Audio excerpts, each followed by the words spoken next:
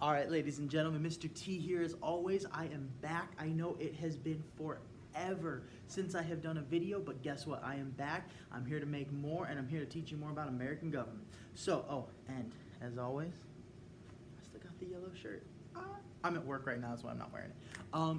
Today we are here to talk about the 15th Amendment, and that is on voting rights. Now, this is part of our three-part mini-series, which, it's been months since the first two parts came out, but these are all on Reconstruction, okay, amendments. The 13th Amendment had to do with slavery, the 14th Amendment had to do with citizenship and due process, and then the 15th Amendment has to do with voting rights. Now, a little background. So we had this thing called the Civil War. Kind of a major event in U.S. history. Deadliest war in American history, killed almost 700,000 Americans, caused an entire fracture and breakup of the way we see America, almost split the entire nation. I mean, it was actually probably one of the biggest events in American history, okay? So we had this event. After the event, okay, we start seeing things like freeing of the slaves and giving citizenship to slaves and giving voting rights, things like that, because while there were many parts of the 13th or the Civil War, slavery was a huge issue. If it wasn't necessary, some people can argue all day long that it wasn't one of the issues that started it. That's an argument people have, but you cannot deny that slavery became one of, if not the central issue after the Emancipation Proclamation in 1863. 62 is when it was written, 63 was when it took effect, which freed all the slaves. Well, in the southern states, or the states rebelling, okay? And we'll get to that in a Mobile America video, okay? So after that, there is no denying that the Civil War was fought about slavery, okay? You can make the argument that it started about slavery or it didn't start, that's another thing, but you can't make the argument that slavery did not become a major issue in the later years of the war after the emancipation. So after the war is over, we enter this time period called Reconstruction, where we are literally rebuilding the South because it is nothing more than leveled ground. So after this time, we end up freeing the slaves. The Emancipation Proclamation, all it did was free the slaves in states rebelling against the Union, so the South, the Confederacy, okay? The 13th, freedom everywhere. The 14th gave them citizenship, because southern states were like, okay, yeah, you're free, but you're not citizens, so go away. The 14th Amendment gave them citizenship. We are now at the 15th Amendment. So after they are free, after they have citizenship, they now don't have the right to vote, because a lot of southern states and a few northern states are like, hey, yeah, you're citizens, but we don't even have women voting, so we can make you not vote either. Okay, women wouldn't get the right to vote until the 1920s, okay, which is with the 19th Amendment, okay? So they're like, hey, a bunch of southern states started passing laws saying, hey, no, you're black, you can't vote, okay? They started doing that. So the federal government came in and they're like, hey, no, we need to pass an amendment that gives them the right to vote. So the 15th Amendment made it illegal for any state to deny someone the right to vote based on race. Just race, that is it, okay? It literally says race or previous servitude. So whether it's your race or you were a slave or whatever, they cannot stop you from voting simply on those facts. However, that was a floodgate for other things, and we'll get into that. So the first thing is, so we talked about the other Reconstruction era amendments, stuff like that. We talked about how the southern states started outlawing blacks from voting. 15th Amendment stopped that. A couple things that it didn't stop, though, was literacy tests, poll taxes, things like that, and we'll talk about those here in a second. But let's get to the court case that set that up. So in 1876, March 27th specifically, there was a court case called U.S. versus Reese, okay? This basically said that, it was a federal judge. He refused to allow a black person to register to vote, not to vote, to register to vote. He was stopping a black man from registering, and the black man took him to court. And the Supreme Court is like, no, you cannot stop him from registering based on color. However, that does not mean you cannot set up other alternatives to stopping them from voting.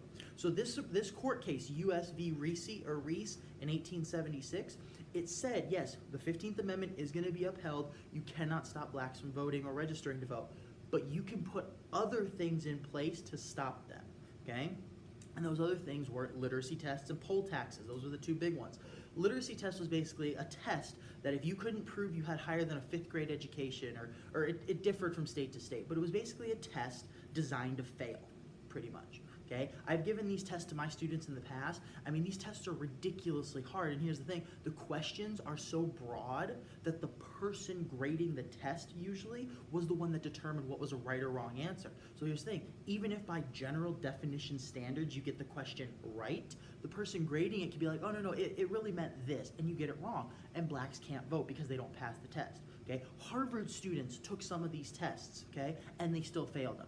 That's how hard these tests were, and if you don't pass it, you don't vote, okay? And they got away with this because most of the time they would either give them just to blacks, they would make it, oh, if you don't have this high of an education level, you have to take it, okay? Most white citizens could pull up a piece of paper, yeah, I have that education, I don't need to take it. Blacks, even if they did, there would be something that southern states would find to get around it, so they still had to take the test, okay? The other area, okay, was poll taxes.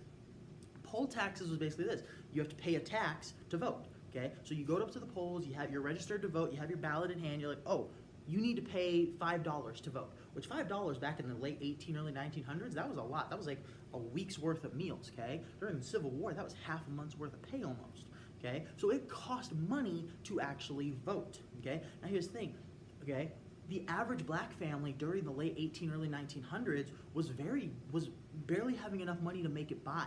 Okay, the conditions that they were living in were horrible. Okay, they were being treated like slaves in most southern states practically. Okay, sharecropping and other things were popping up. They barely had enough money to keep food on the table, not to mention go vote. Okay, and here's the other thing. A lot of people think that poll taxes were just geared towards blacks. A lot of poor white people had to pay these taxes too. Okay, there were some states that if you weren't a rich white person, they didn't want you voting and they were going to slap you with a poll tax. Okay, so it wasn't just blacks that had to pay these poll taxes, whites had to pay them too. Okay, now both of these things, these are the two major things. The other one was grandfather clause, which we see that big in Guinea v. U.S. in 1915.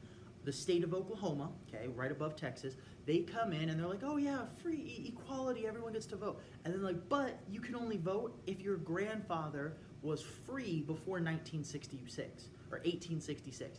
The problem being most blacks' grandfathers were slaves before 1866 because the 15th Amendment or the 13th Amendment didn't happen until December of 1865. Okay, so it's like, oh well, your grandfather was a slave, you can't vote. Okay, the Supreme Court came and said, no, that's unconstitutional, you can't do that, and they kicked grandfather clauses out. So grandfather clauses are already gone.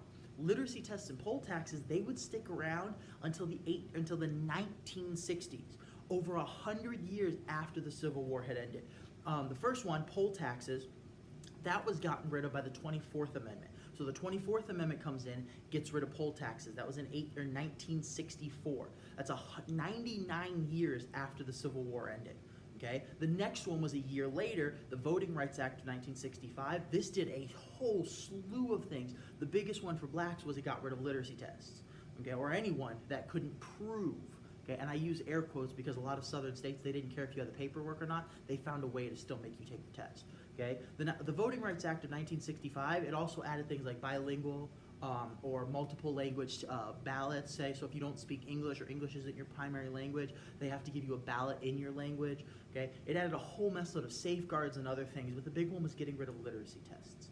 Okay, so the last major court case that we saw was in 1960, and that was Gamillion v. Lightfoot. And this basically was, the idea was, there was this town called Tuskegee, Alabama. Massive black population, okay? The Tuskegee Institute, which was a predominantly black college, a veteran affairs building or hospital, which was predominantly staffed by black people, were there. I mean, this was a massive black population. And as more and more rights started coming out, more and more laws being passed to give blacks more voting rights, the whites of the town redrew the boundaries of the city. So technically, the majority of the black population was outside of the city and couldn't vote. The Supreme Court came in with Gamillion v. Lightfoot and was like, no, you can't do that. You can't redraw a boundary just to exclude a type of race. Okay, that was against the 15th Amendment along with all these other smaller laws and acts we were passing. So, as always, ladies and gentlemen, that is the 15th Amendment. Stay tuned for the 16th Amendment, which is income tax. So we are officially done with our Reconstruction era amendments. Okay, Reconstruction was 1865 to 1877. So, as always, stay beautiful, Americans, and stay tuned for more videos. As always, Mr. T signing out. Peace.